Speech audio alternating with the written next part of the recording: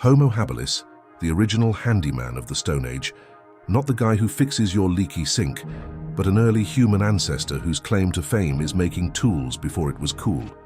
So grab your virtual hard hats as we explore the quirky and captivating story of this prehistoric pioneer.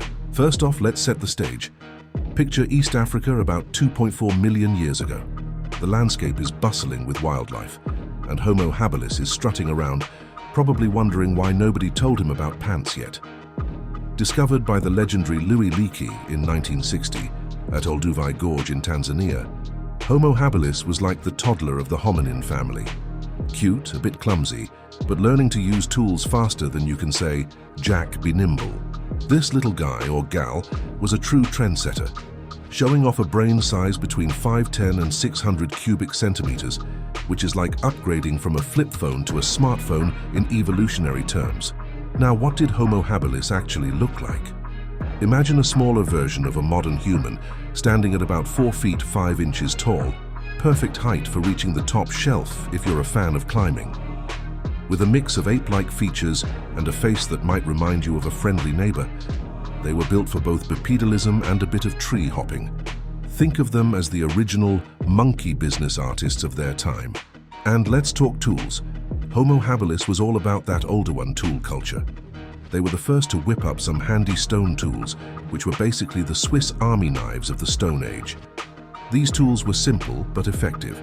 They could slice, dice, and even help with dinner prep. If only they had invented the pizza cutter, they'd probably be the stars of their own cooking show. Cooking with Homo habilis, Stone Age style. But what's on the menu for our handy hominin?